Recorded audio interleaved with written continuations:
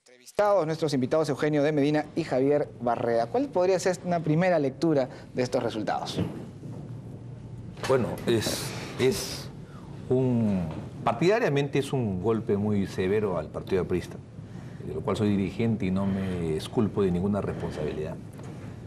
Dos, creo que el bloque liberal, democrático, progresista que pudo llevar una candidatura más liberal del punto de vista social y político no pudo articularse, lo vimos en las últimas semanas, y que ahora tenemos que elegir entre dos candidatos difíciles de elegir, muy difíciles, el proyecto fujimorista un poco resucitado y también el señor Humala con una plataforma que al final no sabemos cuál es la que va a cumplir, pero toda segunda vuelta es una nueva partida de ajedrez. Hay que esperar qué exponen los candidatos. Los políticos deciden muy poco. Es un poco mala decisión del candidato con la población, con los sectores medios, con los empresarios, con los trabajadores, con la juventud. El que obviamente va a ganar, ¿no? Es decir, es evidente que en esta nueva partida tiene que ver mucho el ajedrez de cada uno de los candidatos en esta segunda vuelta. Y vamos a ver qué pasa. Vamos a ver qué pasa. ¿Cuál es su opinión, señor? Bueno, mi opinión es que hay dos perdedores claros aquí. Me parece que uno de ellos es el Partido Aprista, que fue perdedor desde antes de las elecciones, porque siendo el partido más importante del Perú no pudo cuajar una candidatura propia. Yo imagino que personajes ilustres del partido que además han pasado por la historia y actualmente hay nuevas generaciones de apristas muy cultivados en la doctrina y en la formación, deben haberse sentido muy mal al darse cuenta de que hoy en día el partido privilegia casi el modelaje antes que la doctrina, ¿no? Porque, con todo respeto a los que están en la mesa, hoy en día es más importante verse bien en la televisión que tener buenas ideas para ser candidatos presidenciales o al Congreso, y creo que los nombres está de más mencionarlos. Me parece que el otro gran derrotado en esta elección es el presidente Toledo, porque el presidente Toledo tenía una gran expectativa. El presidente Toledo además había desarrollado una campaña interesante que lo había posicionado en los primeros lugares. Yo debo, sin embargo, disentir de acá de mi compañero de mesa en el siguiente sentido. Yo no estoy tan seguro de que exista algo así como un bloque liberal progresista representado por Kuczynski, Toledo y Castañeda. Toledo dijo en las últimas semanas, perdón, en el último debate, que era claramente de centro izquierda. Acabo de escuchar al señor Boré Odría en esta mesa decir... Lo han dejado más o menos claro, ¿eh? Sí. Delante de ustedes se acaba de decir de que ellos tienen más coherencia con el plan de Ollanta Humala que con el de Keiko Fujimori. Lo había dicho delante de ustedes, pueden pasar el tape. Sí, claro. ¿No es cierto? Y incluso el propio Borea creo que atinadamente ha dicho de que Kuczynski representa la derecha más conservadora, ¿no es cierto? Claro, matizada con este sancochado que incluía a Yaú de Simo y a Acuña, que no sé cuánto mucho tiene que ver con la derecha conservadora. Pero en todo caso, no diría que son tres bloques los que están en pugna, sino son varios bloques. Y la prueba está de que ese tercer bloque, que no pertenecía ni al fujimorismo ni al humalismo, simplemente no se pudo juntar. ¿No es cierto? A pesar de lo que decían las redes sociales y demás. Entonces yo creo que el panorama se hace interesante desde el punto de vista de las dinámicas que se van a dar en el Congreso. Creo que debe ser interesante en términos de lo que va a ser la segunda vuelta. Creo que podemos hablar en unos minutos sobre el particular. Sí, por supuesto, que además nos queda eso pendiente. Señor Barreda, bueno, ¿qué tiene que decir respecto de lo... No, sí, bueno, yo no me refería a que sea un bloque... liberal desde el punto de vista económico, sino que eran partidos que habían distanciado en toda la campaña. En toda la campaña, Toledo, Pedro Pablo Kuczynski, Castañeda y los menores, incluso los parlamentarios del APRA, se habían diferenciado de Humala y de Keiko, es decir, eran, más, la campaña en los últimos días de Toledo como el salvador de la democracia era contra Humala, ¿no? Y ahora es paradójico que Alberto Borea salga hablando que su candidato es de segunda opción es Humala. Este bloque, ¿no? Obviamente no es heterogéneo, no armó algo, pero era un sector que planteaba un poco de no regresar al fujimorismo y distanciarse del modelo chavista. Yo me refería a ese bloque. Esto no pudo cuajarse y el APRA intentó en algún momento establecer una alianza, un endose de algún sector poblacional electoral para que Kuczynski sea esta alternativa. Sí creo, coincido con el doctor, que efectivamente Toledo es un gran responsable de lo que ha pasado, porque personalmente no me gusta esta polarización entre Keiko y Humala, y creo que hace algunas semanas ya había una tendencia decreciente de Toledo él no reaccionaba. Incluso las negociaciones de Mario Vargas Llosa y todas otras cosas para que él renuncie fueron en vano. Alberto Borea me lo acaba de decir, hubo esta tendencia, sino que faltó la comunicación. Como lo dijo el doctor Medina fuera de cámaras, hay actitudes, texturas individuales que hacen que se desenlace cosas. Por ejemplo, y el APRA es un tema aparte, o sea, un buen gobierno, a mi entender, con deficiencias como puede haber, pero que no pudo gestionar políticamente una plataforma importante. Y no la pudo gestionar por intereses de curul, de todo punto de vista. Es decir, la ubicación sobre el curul valió más que la construcción de una plataforma presidencial interesante como la de Mercedes Arauz. Estoy seguro que si Mercedes Arauz hubiese continuado en campaña, estaba entre los 3 primeros. Tal vez no pasó la segunda vuelta, pero dándole a la APRA una posición mucho más interesante. La terquedad, el cálculo, qué decirlo, lo veremos en el partido después de Jorge Castillo en este caso, bueno, dificultó esto y llevó a lo que llevó. Y ahora vamos a ver quién gana. Yo creo que los dos van a buscar alianzas, tanto Keiko como Humala van a buscar alianzas. ¿Qué tanto en Humala y en Keiko estas alianzas son creíbles por ellos mismos? Es un tema que la población va a evaluar. A nivel partidario, sí creo que se diluyen los partidos. Solidaridad Nacional está en 9% de electorado, el APRA está en 6.7%, Perú Posible tuvo un impulso con Toledo, pero bueno, tiene una buena bancada, pero también tiene una situación crítica. Y todos aquellos que podían emerger, que emergieron incluso como alternativas en las últimas elecciones municipales, han desaparecido del mapa, ¿no? Es decir, Fuerza Social, que ha ganado Lima, llevó sus candidatos a la presidencia que lo retiraron y después su plataforma parlamentaria que ha sido un fiasco, que no ha... Entonces, ¿qué sector? O sea, hay algo interesante. Este sector que fue con PPK, sector medio, provinciano y limeño, universitario, juvenil, creo que es un movimiento interesante, que lo canalizó bien él, tal vez no como debió ser para llegar a la segunda vuelta, pero es un sector que busca algo distinto. Y creo que de este sector medio juvenil universitario salen los nuevos movimientos políticos y las nuevas alternativas. Quien quiere hacer historia en el 2016 tiene que trabajar este sector. Este sector juvenil, universitario, emprendedor, contestatario, que ha aparecido, pero no fue bien representado, aparentemente porque no iba a representarlo para llegar a la segunda vuelta. Ahora, hablemos de lleno sobre la segunda vuelta. Probablemente ya se ha puesto de manifiesto esta cercanía, esta afinidad entre Perú Posible y la oposición humanista, pero de pronto para alianzas en el Parlamento, ¿no? No sé si cogobierno, pero no hay capacidad de endoce. No creo que Perú Posible lo tenga, no lo ha tenido siquiera el APRA, que tiene históricamente una votación mucho más disciplinada. Entonces... pero también no hubo algo muy claro, ¿no? En el caso del partido. Definitivamente. Sí. Ahora, bueno, hay otro error. Estamos hablando, perdóname, Javier, estamos hablando de una posible, ya entrando al terreno de la segunda vuelta, pero prácticamente nos estamos quedando entre Ollanta Humala y Keiko Fujimori. Tienen que haber puentes, sin duda alguna. ¿Hay una posibilidad todavía para ustedes? PPK ha pedido que no escuchen a los analistas. ¿Hay una posibilidad todavía entre PPK? Es que hay un tema interesante que tiene que ver con lo último que dijo el doctor. Él dice, por ejemplo, si Mercedes Arauz postulaba, el APRA quedaba tercero. Estamos hablando de nuevo del candidato de moda. Yo pienso que la candidata de moda hubiera sido Mecha Arauz, como el candidato de moda fue PPK, y en las municipales de Lima fue Susana Villarán. Estamos hablando de un electorado que migra con mucha facilidad. Yo hablé con mucha gente de conos, muchos taxistas que me decían, voy a votar por PPK, y su segunda opción era Humala. Estamos hablando de un electorado no ideologizado, que no sabe de qué se trata y tiene mucho que ver. Solo es simpatía, ¿no? Y claro, es por personas, ¿no es cierto? O sea, los que están yendo, digamos, vamos a ser claros, no me digan pues que el PPC, ¿no es cierto?, tiene 17%, o es responsable del 17 o 19% que saque Pedro Pablo Kuczynski. Miren ustedes lo que ha pasado en el norte, cuando el señor Acuña ha perdido, ¿no es cierto?, 3 o 4 ciudades importantes que le venía de ganar al APRA, las ha perdido con Ollanta Humala, nada menos. Estamos hablando, por si acaso, del norte, que debe ser la costa norte, que debe ser la zona más enganchada con la globalización. En esa zona ha ganado Ollanta y ha barrido Ollanta. Estoy hablando de Piura, Lambayeque, estoy hablando de la Libertad. Entonces, la capacidad en 12 me parece que es realmente mínima. Sí creo que a nivel del Parlamento van a tener que haber algunos arreglos, Pero yo lo voy a decir y voy a retomar lo que dijo también el doctor. Esa es otra elección la que empieza. Me parece que empezamos un punto cero. Y algo que sí yo digo, y lo voy a decir y puede sonar raro, es que yo no le veo a Keiko Fujimori una desventaja. Si nos permite un segundito para trasladarnos hasta el Hotel Bolívar, conocemos de Keiko Fujimori, estamos allí con nuestro reportero Dean Cárdenas. Dean.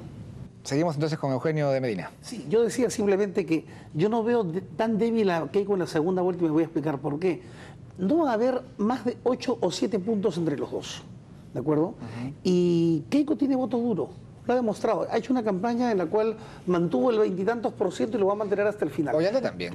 No, Ollanta no tiene voto duro. Ollanta empezó con 6. Los errores de Toledo, los errores de Castañeda y los errores del propio Kuczynski fueron llevando a Humala a crecer. Pero ojo que Humala empezó con 6. Humala aparece en la campaña electoral hace un mes. Antes era la bronca entre Toledo y Castañeda. Entonces yo no veo, así como el voto de Humala llegó, el voto de Humala se puede ir. ¿No es cierto? Entonces, claro, es cierto que hoy día Humala ha ganado en zonas donde antes no había ganado, pero eso tiene mucho que ver, y eso creo que hay que decirlo, con las propias contradicciones que hay dentro de la ideología que defiende Ollanta Humala. Voy a poner 2 ejemplos simplemente. ¿Por qué mucho del desarrollo o del crecimiento no ha llegado, de mi modo de ver, a las zonas más pobres? Voy a poner solamente 2 ejemplos. El caso de educación y el caso de agua. El caso de educación. En el caso de educación seguimos con el principal sindicato socialista, comunista, controlando la educación básica de este país, a pesar de los esfuerzos que yo le reconozco al exministro Chang.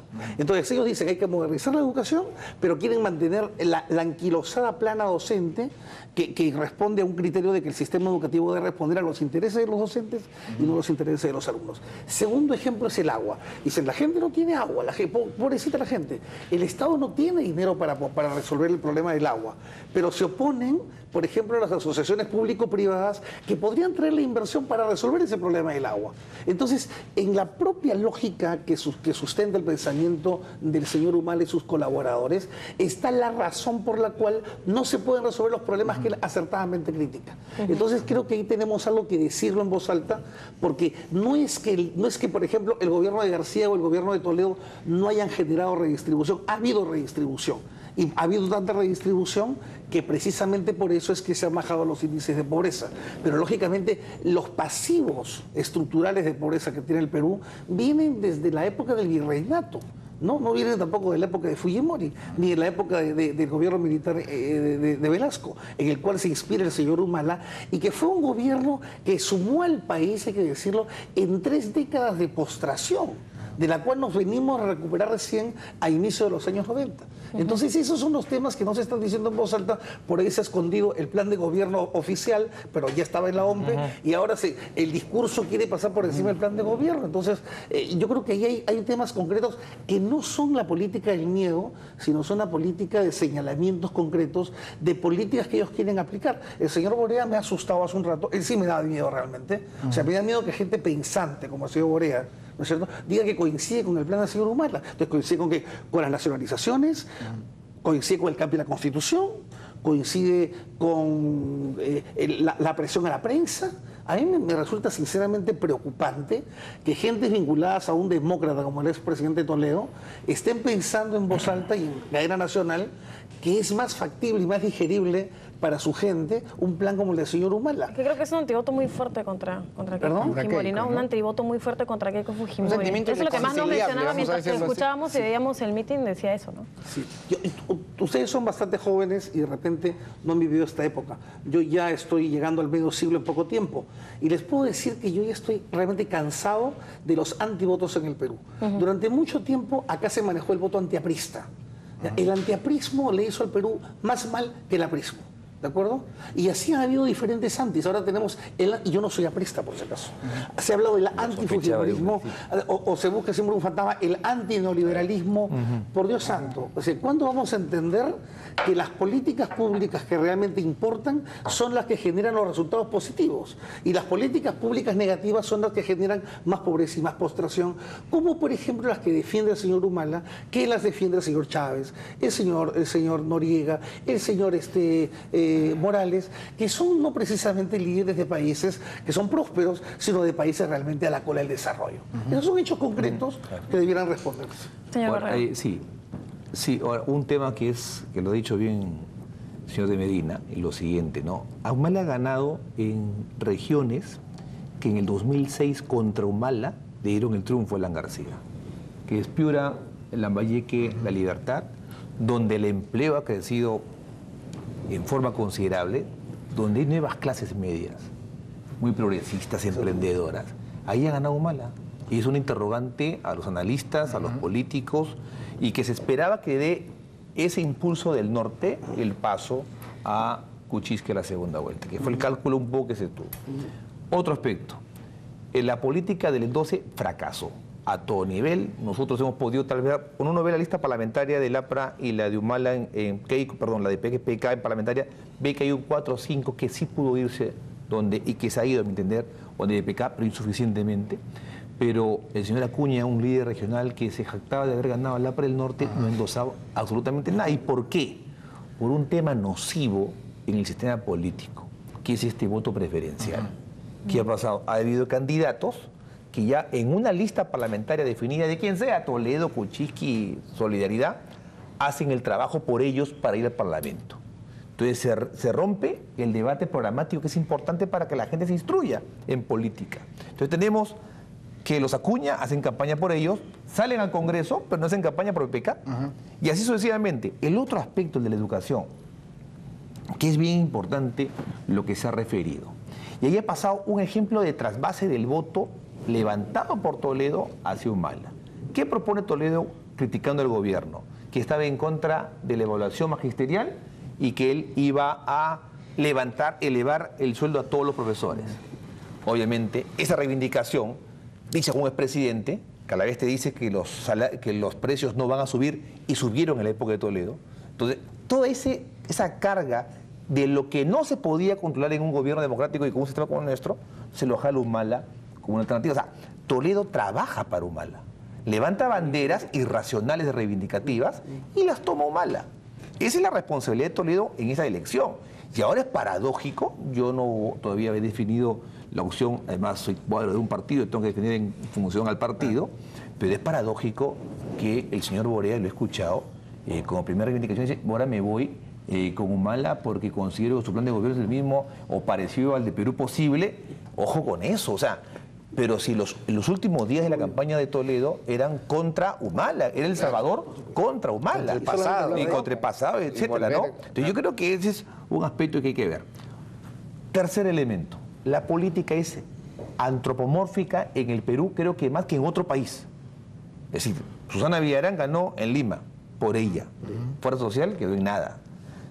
El APRA, con todo respeto, gran partido, tiene ahora en Alan García una especie de acorazado pendiente de subirse para irse en el 2016 y que es un debate interno que tiene que realizar. Toledo levantó a Perú Posible, que sin él en el 2006 tuvo 2 parlamentarios y tuvo 0 representación municipal y regional. Es decir, también el Ollanta Humala sin su partido los dejó solos en las últimas regionales y solamente ganaron el Cusco. O sea, ves que la política es rostros. Entonces ves cosas como las siguientes en el sentido común de la gente. Ves lógicas distintas. Ves el taxista que se refería acá, que decía, estoy entre Humala o PPK. Claro. No, y cuando estaba Mercedes Arauz teníamos gente que decía, oye, qué bien Mercedes Arauz, voy a votar por ella. ¿No es cierto? Y era así, porque había simpatía o el voto de nuestra candidata que ha salido elegida ahora en la primera votación al Congreso, que no es un voto programático, es un voto de simpatía el tema de Luciana. ¿No es cierto? Entonces, tú vas a ver que las motivaciones del voto son muy complejas en el Perú. Bueno, el caso de Kenji Fujimori, ¿no? O el de Kenji Fujimori, ¿no es cierto? Es el apellido. Ahora, sí creo que hay un tema. Yo ahí creo que voy a discrepar un poco con el doctor en el tema de Keiko. Keiko ha soldado su voto con el recuerdo de su padre. La última semana era muy hacia su padre. Ahora en su discurso totalmente hacia su padre. Claro. Eso le va a generar resistencias en la segunda vuelta. Muchas resistencias. Es decir, si Keiko deja de ser la hija del padre para ser ella misma, le podría ir mejor en la campaña. Quiere venir una transformación que tiene que hacerla muy rápida. Y muy rápido. Y Humala tiene que ir hacia el centro para tratar de buscar los votos. Creo que ese es el tema. La capacidad de endoce de los grandes... Mire, yo no creo que Castañeda diga voy a votar por Keiko y la gente vote por Keiko porque así lo diga. No. Igual Toledo, igual PPK, ¿no? O sea, ya se rompió el enganche con la personalidad y entramos a un archipiélago de sentidos comunes, de lógicas individuales, de personas, cómo ven las cosas, que influye desde cómo llegó, qué vistió, qué regaló, etc. Hay un voto social, sí, en Humala y en Keiko, pero el voto social humalista o el de Keiko tiene 1000 referencias con su líder, no siempre, como decía en otro canal y discutíamos con Santiago Peraglio, es el cuestionamiento del sistema, ¿no? Es otra forma de ver las cosas. Pero debajo de todo eso no habrá también un poco la personalidad, no sé si llamarlo así, del peruano, de la mano dura, de que todavía creen en la mano dura. Bueno, en los dos, perdón, porque el tema de la violencia, el tema de la inseguridad, lo ha levantado Humala y lo ha levantado Keiko. Y a todo el mundo le asaltan en la calle y todo lo demás. No fue el tema de Toledo, que era el empleo. Pero el tema de la seguridad, tema tan sensible, sí ha sido canalizado bien en sectores populares donde la policía a veces no llega, no llega el serenazgo y tenemos una serie de datos sí, pero ojo, el tema mano dura no es solamente para el tema de seguridad, está ahí para el tema económico. Sí. Es decir, el doctor dice algo muy interesante, dice la reivindicación para el estilo de dirección. Exacto, la reivindicación de Keiko de su padre puede ser un boomerang, pero no tanto, porque, cuidado, a ver, algunos dicen que hay que pelear el voto A y B en esa segunda vuelta. Yo creo que el voto de B es irrelevante. La pelea va a ser en los niveles C, D y E. Esta elección se va a pelear en cerros, arenales, sierras y selvas, desde mi punto de vista. Y en ese sentido, yo sostengo que Keiko va a pelearle, por ejemplo, en Lima, en los conos el voto a Humala. En los conos, en la parte de los conos que no está comprando en el Mega Plaza, o sea, el 80% de la gente de los conos que no está comprando en el Mega Plaza o en el Plaza Norte o similares, sino que tiene que bajar, o sea, desde Independencia ve el Mega Plaza abajo y bajan para recoger agua y suben para usar el agua arriba. Esa gente tiene una lógica muy diferente de los 4 que estamos en esta mesa, con todo respeto lo digo.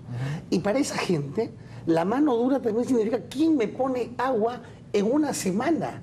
Y en ese sentido, Keiko Fujimori tiene en su padre un ejemplo de alguien que puso agua en una semana, que se recuerda hasta ahora. Que cómo la puso, que en el camino se violaron derechos o se violó la Constitución, eso a la gente de la que estoy hablando no le importa bastante poco, si es que le importa. Salvo los que fueron afectados. Lo digo con toda honestidad, o sea, cuando nosotros aspiramos a las democracias liberales, estas democracias con libertad de expresión, con Estado de Derecho, reglas claras, y igualdad ante la ley, etcétera, estamos aspirándola basándonos en el supuesto que tenemos una sociedad de ciudadanos reales. Pero nosotros todavía tenemos una sociedad predominantemente de pobladores y habitantes. O sea, el tener un DNI donde me obligan a votar porque si no tengo que pagar una multa, no me convierte en un ciudadano. Es verdad. ¿No? Y entonces, yo digo, o sea, eso no es nuevo, me viene al problema educativo, que no solamente lo vemos, perdónenme, en los colegios. Yo tengo alumnos universitarios que recién comienzan a ver la Constitución o a analizarla cuando están en un primer año de periodismo. Y estoy hablando de una universidad privada. Entonces, nosotros no podemos estar hablando de por qué nuestros jóvenes, por ejemplo, se dejan ir por el CUY. Bueno, ven por el CUY porque les pareció simpático, pues. O por qué van por la congresista que es bonita, porque es bonita, pues, tiene que llamar la atención. O por qué van del chico que muestra los músculos y cuenta un par de chistes y lo parodian en el programa cómico del domingo o del sábado. Porque eso le da risa. Y no hay mayor análisis, y es más, si por ejemplo la señorita Luciana o el señor Kenji dijeran algún comentario político duro, perderían atractivo. Su atractivo es precisamente que no lo hacen. ¿No es cierto? Exactamente. Entonces, ese es el grueso de nuestro electorado. Que no me gusta, yo coincidiré con todos en que no me gusta. Entonces, ¿qué vamos a hacer en estos años para mejorar ese electorado? Porque déjenme decirles algo, yo no quiero echar la culpa a los medios de comunicación, mucho menos, pero hemos pasado, creo, 10 años de absoluta frivolidad. hemos frivolizado nuestra pantalla, hemos estado cantando el cuento del señor Gastón Acurio de que en 10 años vamos a ser vamos a estar en el primer mundo porque nuestro ceviche es el más rico de la tierra. Y eso es absolutamente una banalidad. Eso yo lo he escuchado incluso de rectores universitarios como motivación en sus cuerpos docentes. Citar al señor Gastón Acurio. Ya no se dicta ya no se cita a Milton Friedman o a Jean-Paul Sartre. Ahora se dicta al señor Gastón Acurio porque se le ocurrió decir que es necesario que Perú va a entrar en 10 años al primer mundo, o decir, por ejemplo, que vamos a estar en 5 años repitiendo la experiencia de Chile, o que ya no tenemos que preocuparnos del proceso político porque ya nos encaminamos como los chilenos. Esas cosas todavía están un poquito... Una agenda pendiente, ¿no? Elevar el discurso político, la cultura política y por lo tanto un electorado muchísimo más... Esperamos en esa segunda vuelta a ver mejores resultados. Tenemos que despedirnos, señor Barrera, porque ya tenemos últimos resultados de la OMPE, pero esperamos tenerlos nuevamente para...